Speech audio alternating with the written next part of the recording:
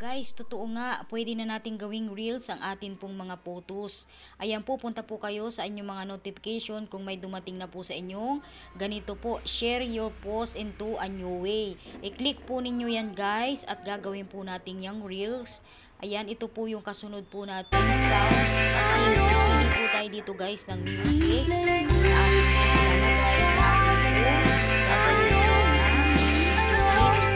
kapag nakapili na po kayo, i-click po ninyo yung next.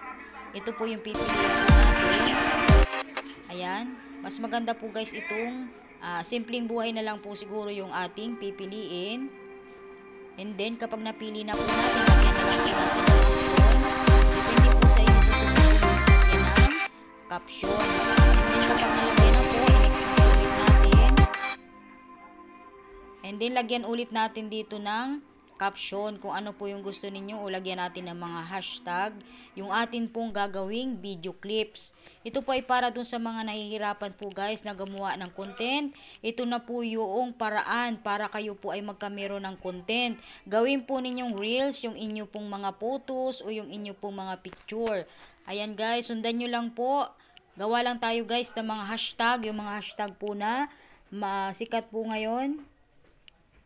Ayan, ituloy lang po ninyo. Gayahin nyo na lang po kung kayo po ay may notification na po na dumating sa inyo pong mga Facebook page o sa inyo pong Facebook profile.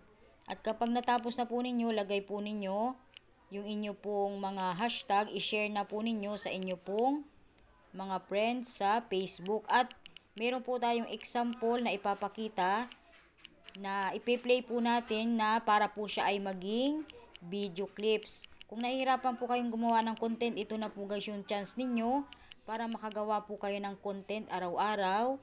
Pwede po kayong mag-picture lang at igawin po ninyong video clips. Lagyan din po ninyo ng music. Pili lang po kayo dun sa music na inire-recommend po sa atin ni Facebook. Ayan guys. And then back po tayo. Punta po tayo sa atin pong profile at tingnan po natin yung atin pong ginawa po na video clips kung talaga po siya ay magpe-play at may music po siyang kasama. Ito po yung notification na dumating po sa atin. Share your post into a new way. Turn it into a reels to help more. Ayan guys, yun po yung nakalagay doon. Para mas marami pa pong makapanood po ng ating video clips o ng ating content. Ito po yung sample po natin nung ginawa po kanina. Ginawa po nating video clips. Ito po yung isa. Ayan, kita nyo po naging isa.